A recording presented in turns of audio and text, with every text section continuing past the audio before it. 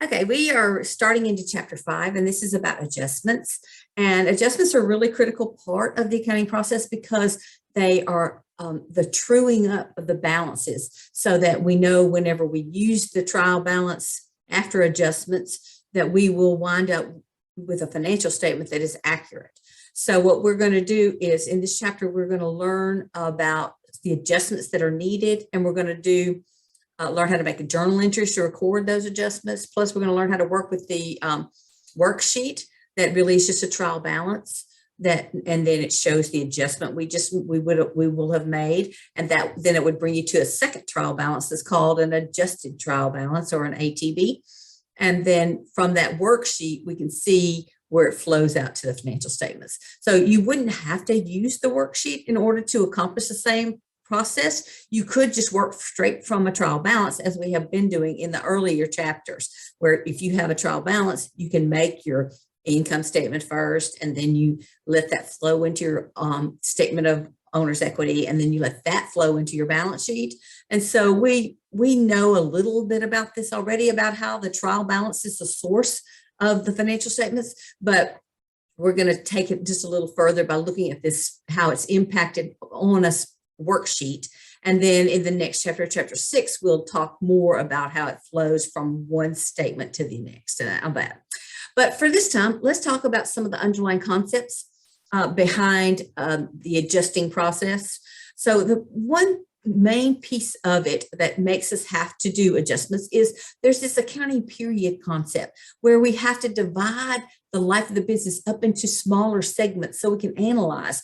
Because if you just took like a huge company like Procter and Gamble or ConAgra or some other big company that's been around for a very long time, then they would have a long history of activities. And some of their years are beautiful. They did such a great job, and they progressed, and they got a lot of market share and made a lot of profit. And then other years they were on the decline, and other companies tried to overtake them and do better than they did in their field. But so you can't just take everything a company's ever done and think, oh, this is telling us exactly what the company's potential is and their future prospects are. So what you do is you break it into periods so that you can analyze what are the trends that are happening in the company.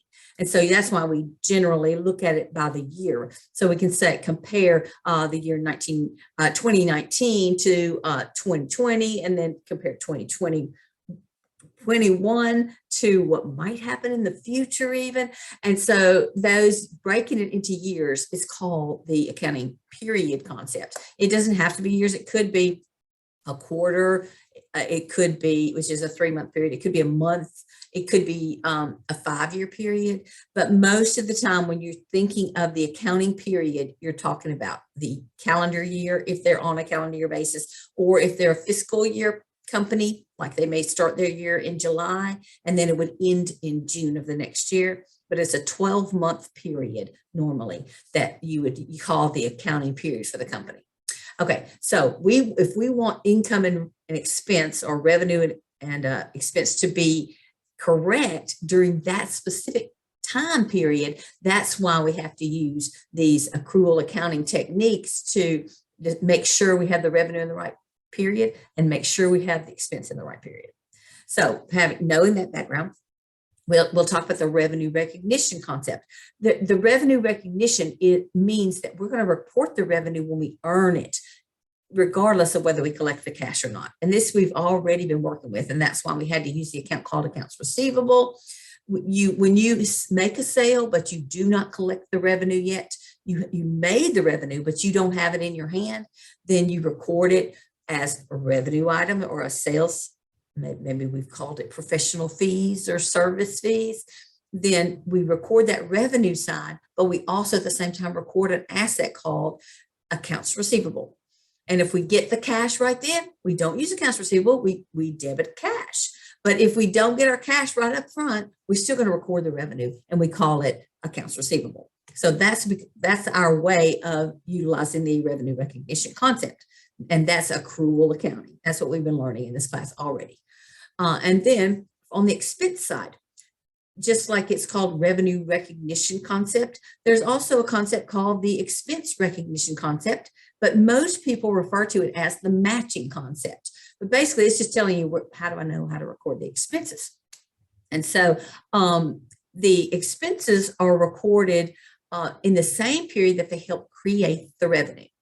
So the expenditure would have happened, but if it didn't create revenue in this period, then we can't report it in this period, but as an expense. But even if we didn't pay the cost, though, if it did help produce revenue in this period, then we're going to need to show it as an expense in this period. And that's why we recorded a lot of things as accounts payable. If we ordered something and used it in the business, but we didn't pay for it yet, we still recorded it with a credit to accounts payable instead of cash, because we can only put it as a credit to cash when we actually pay the bill.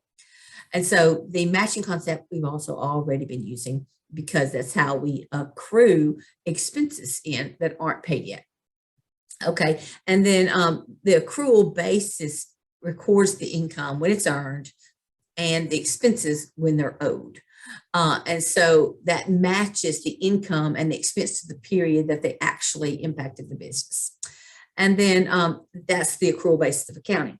On the other hand, if we didn't use accrual basis, then we would probably be using the cash basis or sometimes the modified cash. But most of the time, the accrual basis is the one that's used for financial statements.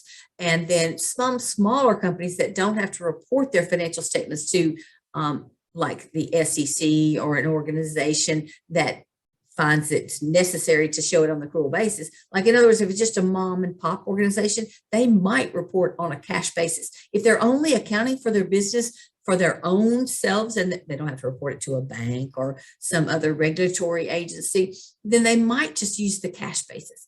And the cash basis just means they would report the revenue when they collected it, they would report the expenses when they paid it. So for our purposes, though, learning accounting, we are learning the accrual basis because that is what most of the world uses. And for financial statement preparation, it is the proper way to do it in accrual basis, so that you can actually see the real revenue that was earned. To accomplish this accrual accounting, we record entries for revenue so when they impact this period, so when we earn them. So that means there's three scenarios that could happen. You could earn the money now and collect it now, and that would be just recorded as normal with a debit to cash and a credit to the revenue account. Or you could earn it now, but not collect it now. We've done some of that, where you would debit accounts receivable and credit revenue. The third option that we haven't really talked about, or at least not much, is if you earned it later, like you haven't actually earned it, but you collected the cash, you would also need to record that because you put your money in your bank account. So you would debit cash and credit a liability account called unearned revenue. And what that means is we owe this customer either goods or services because they gave us money up front. So that's why it's a liability. We owe them. So we're not really digging into that, but basically that's where you have revenue in advance, and that's called unearned revenue. And so that's just the third scenario that could happen with cash, with revenue, sorry. And then for expenses, there's three things that might happen also. You could have the costs that related to your expenses now, and it's actually for this period of time, and you pay it now. Then you would just be debiting expense, credit, cash. So we know how to do that. Then if we also had an expense that was for this period, it helped us produce revenue this period, but we didn't pay it yet. We like bought it on account. Then what we would do is we record it with a debit to expense and a credit to accounts payable. And we've already been working with those as well. So that's two scenarios. The third scenario would be if we paid in advance. And so we've done a few of these, or we've talked briefly about it at least. And that is where you would prepay your insurance or prepay your inventory costs, or maybe prepay your supplies, which is a form of an inventory. And when you do that, you debit an asset account called prepaid or inventory, and you post the amount to that instead of to expense. And so what you do is you debit prepaid insurance, say, or supplies inventory, and you credit cash because you just paid for it, but it's not time to show as expense yet. And so that is a that's a prepaid or in advance expense. It's going to turn into an expense one day, but it hasn't done it yet. Okay, then so that's two kinds of entries that you might have. That's an accrual or a deferral. Oh, I'm sorry, that you might have as an adjustment. So adjustments could be an accrual or a deferral, and they also could be an estimate. The third kind of adjustment would be an estimate. Accruals are when you pay, you actually are ready to record something, but haven't paid for it or collected it yet. And then deferrals are when you have paid the cash in advance or you collected the cash in advance, but it's not time to report it yet. And so those are kind of flip sides. And then the estimates are just when you have a large expense that's you don't want to show it all expense at the same time because it's going to benefit many years.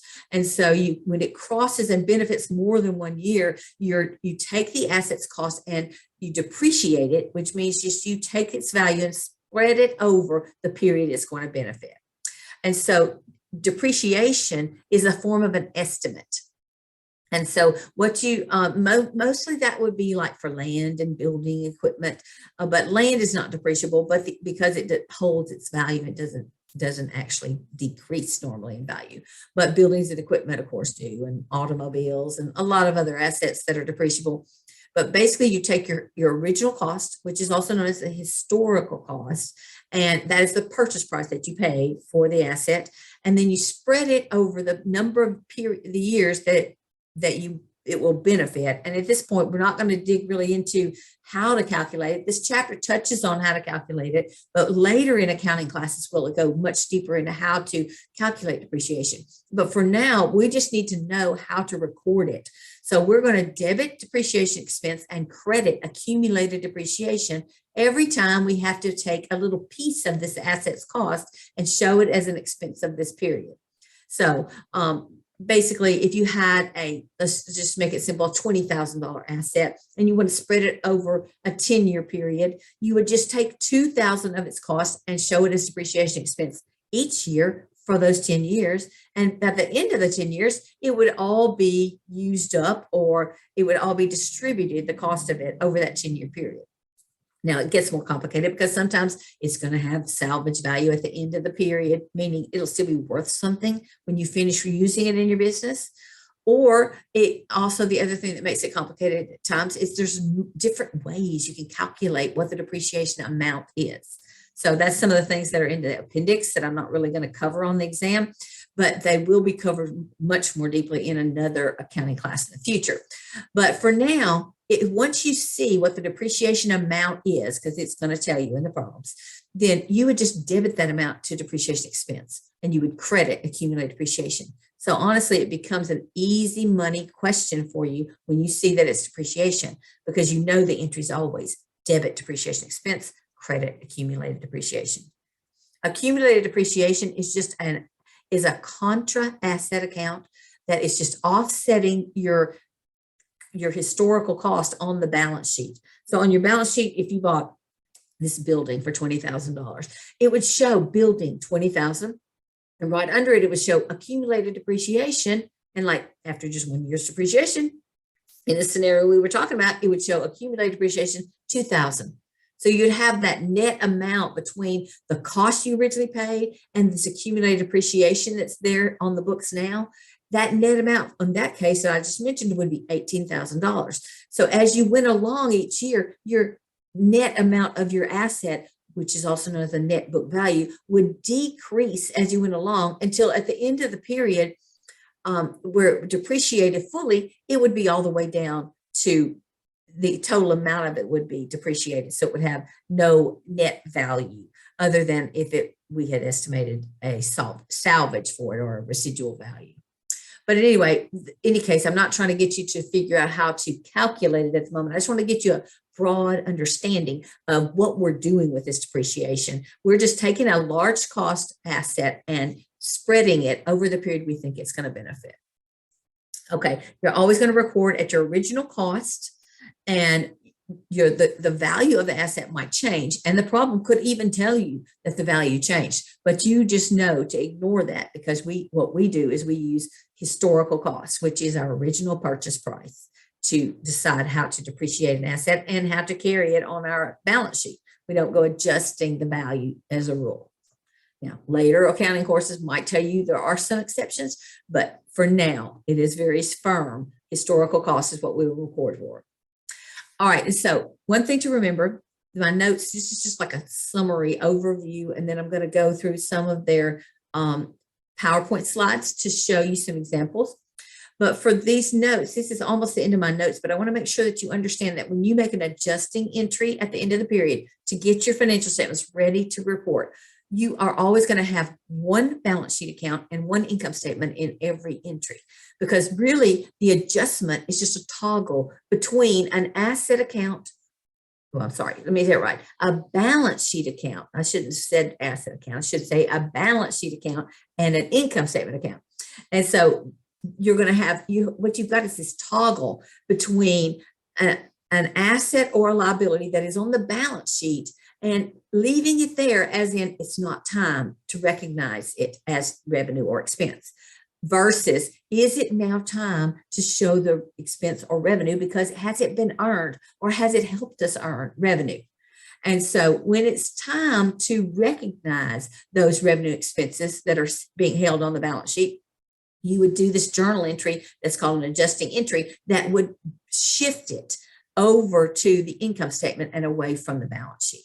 So that's what it says a toggle, because the total amount you paid for that type of expense is just kind of like in holding as an asset account until you're ready to move it to the income statement as an expense. And the same thing with the revenue side. If you have revenue that was collected in advance, say, then it would be held as a liability on your balance sheet until you were ready to recognize it as revenue. And at that point, you'd shift it or toggle it over to the revenue account and away from the liability.